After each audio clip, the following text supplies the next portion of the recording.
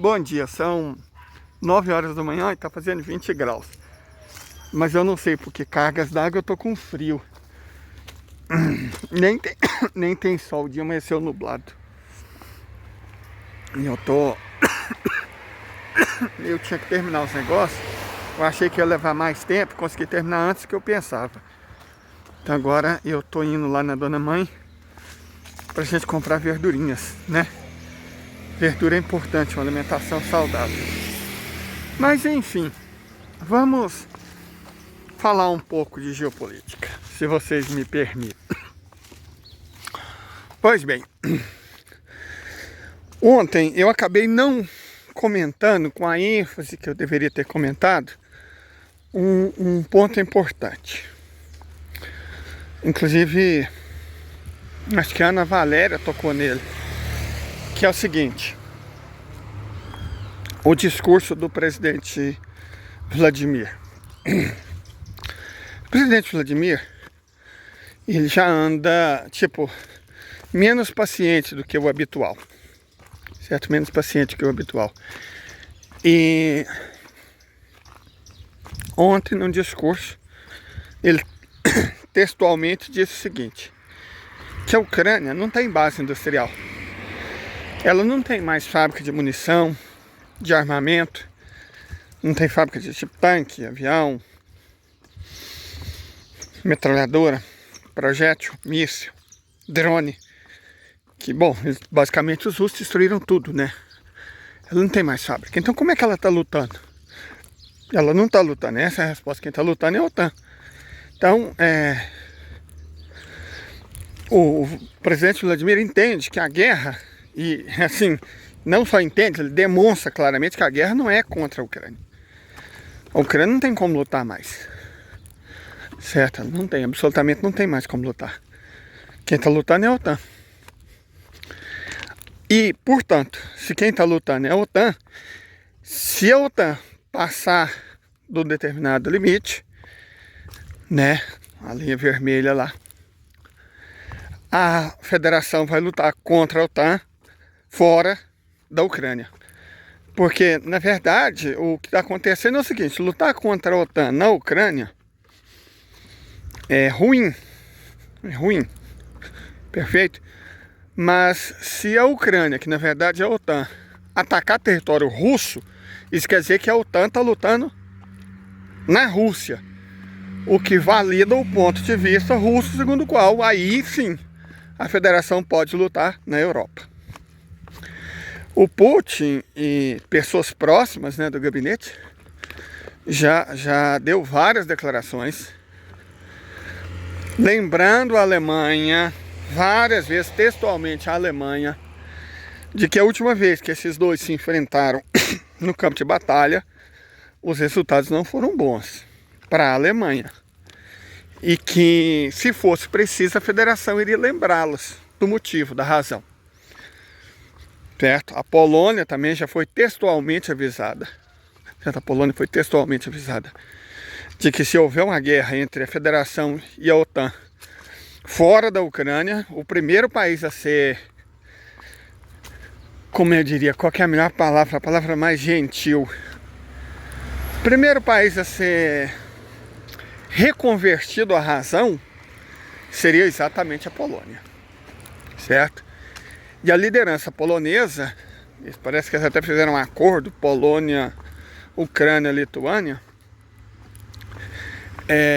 não está levando isso a sério.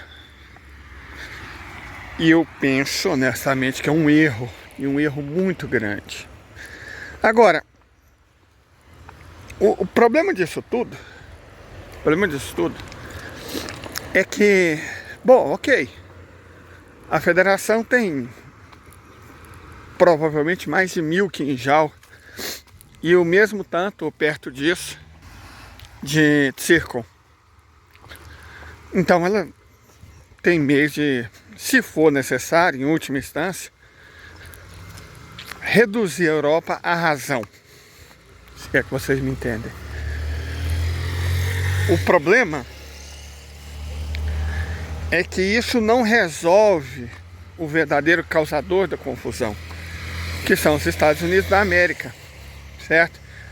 E aí muita gente fica falando, porra, mas a Rússia tá sendo, né, tá sendo mole, cara, porque, né, já tava na hora de ensinar esses europeus com quantos paus se faz uma canoa e coisa parecida. Mas o problema mesmo não são os estados europeus. É claro que eles são parte do problema e eles tomam parte do problema, mas eles são bonecos.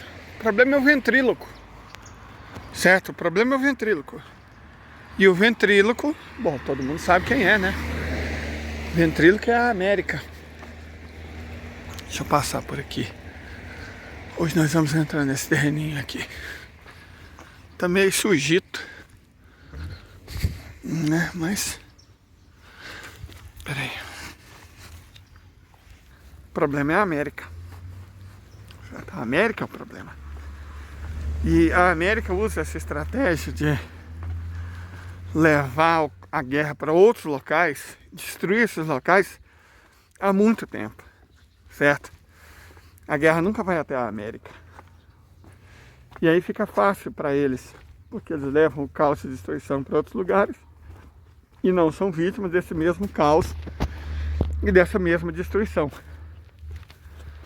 Hoje, a federação particularmente tem meios mais que suficientes para levar até eles o que eles entregam no mundo, certo? Você tem os mísseis hipersônicos, existe os satélites de interferência eletrônica que podem causar um estrago enorme, existe o equipamento de aviação que está na Venezuela, tem o Belgorod e muitos outros submarinos, há meios. Mas é claro que ninguém deseja que se chegue nesse nível. Ninguém deseja, é ruim para todo mundo, certo? Só que é aquilo que nós já dissemos. O capitalismo financeiro, já deu. Não tem mais salvação. O volume total da dívida é impagável. A financiarização destruiu as bases produtivas. A infraestrutura que não vai poder ser simplesmente refeita como num passe de mágica. Não é assim. Eles perderam muita coisa que não pode mais ser consertada. Inclusive a corrida tecnológica, certo? A diferença tecnológica em vários setores entre o Ocidente e a Federação / China está se ampliando. Os poucos setores que o Ocidente tinha vantagem, ele está perdendo essa vantagem. Perfeito? Está perdendo essa vantagem.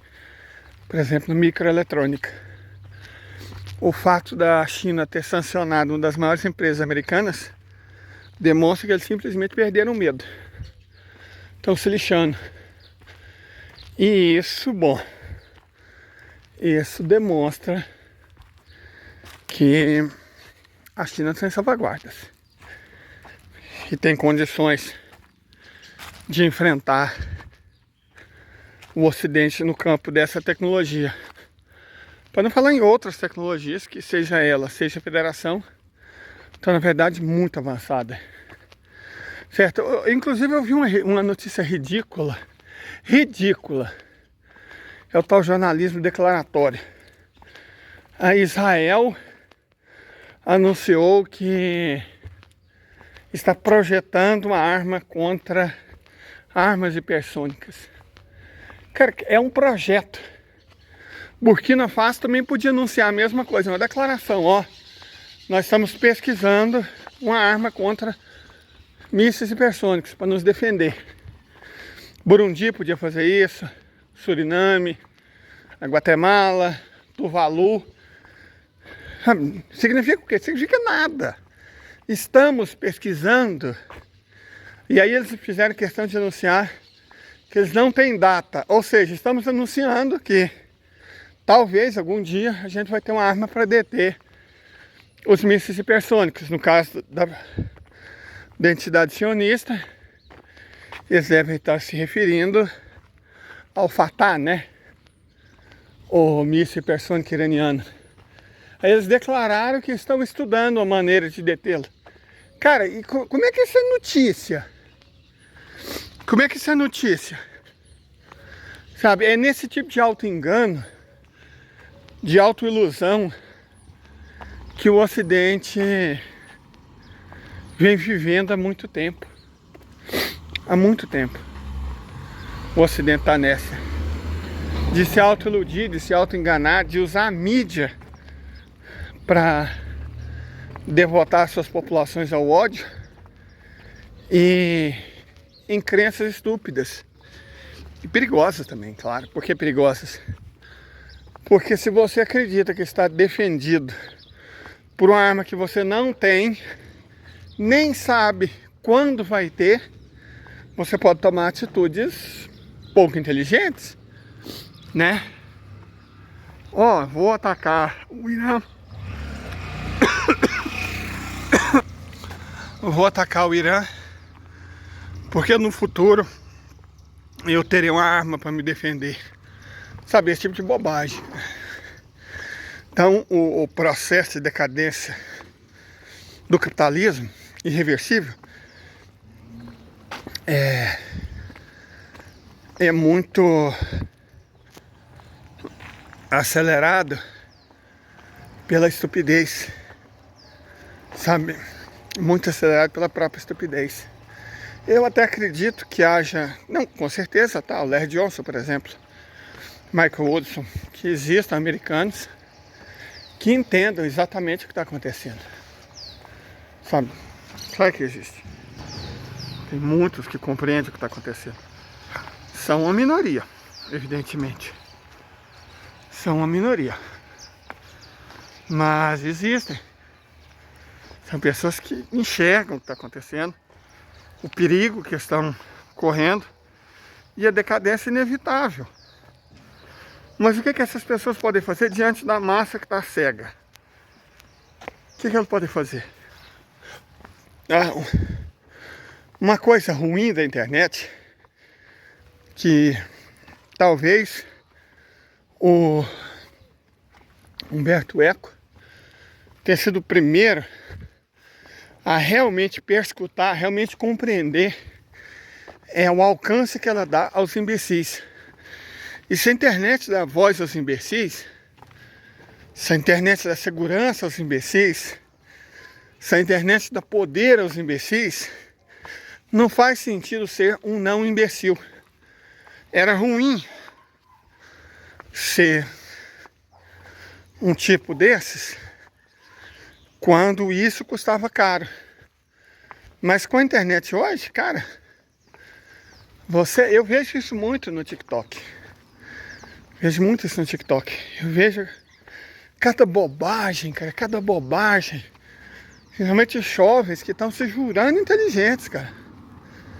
E eu falo, meu Deus do céu, como é que... Será que esse cara não tem um amigo? Aí a gente para e pensa, claro que tem. Que pensa exatamente igual ele. Porque esse tipo de pensamento subnormal prospera. Prospera. E a pessoa normalmente se cerca de gente tipo ela, criando um viés de interpretação que é uma coisa que assusta. De toda forma, nossa, eu realmente estou não bom. De toda forma, o presidente Vladimir está avisando. Eu não sei se tem quem ouça, mas eu espero que tenha. Tenha um bom dia.